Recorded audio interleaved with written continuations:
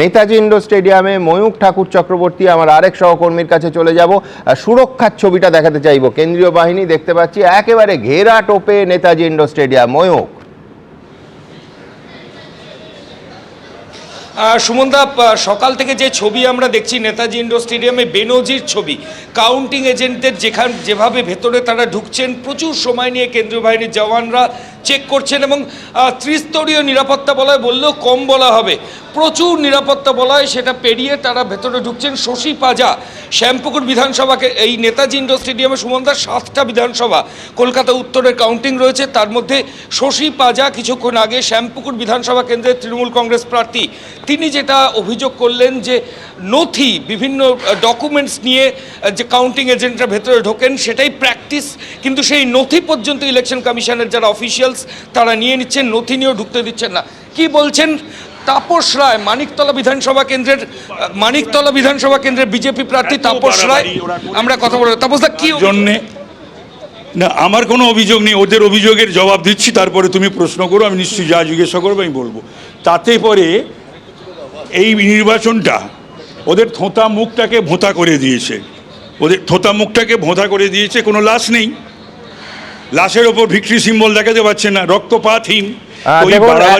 একেবারে স্পষ্ট করে বলছি, এই প্রাথমিক ট্রেন্ড আনা, এই শুরু হলো প্রাথমিক ট্রেন্ড আসা, সেটা হচ্ছে দক্ষিণ 24 পরগনার তৃণমূল কংগ্রেসের শক্ত ঘাঁটি। 3টে আসনে তৃণমূল কংগ্রেস এগিয়ে আছে, নদিয়াতে 3টে আসনে বিজেপি এগিয়ে আছে। 3-3 দিয়ে শুরু হলো। আই রিপিট, নদিয়াতে 3টে আসনে বিজেপি এবং দক্ষিণ 24 পরগনায় জেলাভিত্তিক এগিয়ে থাকায় তৃণমূল কংগ্রেস 3টে।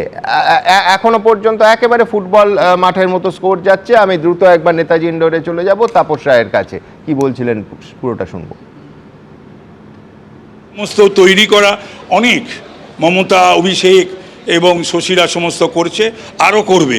এগুলো ওদের হচ্ছে ওই বেস ওয়ার্ক, ওরা এই কি বলবে মানুষের কাছে তার একটা বেস ওয়ার্ক করে নিচ্ছে। বলছি রেজাল্ট কি হতে পারে তাপসদা, কি মনে? আমি তো একটু কনজারভেটিভ অ্যাসেসমেন্টের লোক, তো আমি প্রথম দিন থেকে যা বলছি আজও বলছি 168 থেকে 174। আর আপনার সিটে? আমার সিটে তো আমি জিতছি, প্রথম দিন থেকে বলেছি 200% আমি নিশ্চিত।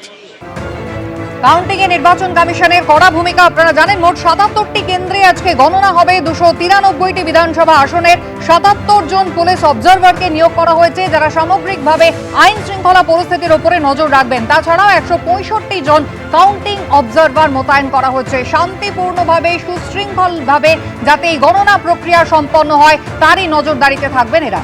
এবিপি আনন্দ, এগিয়ে থাকে, এগিয়ে রাখে।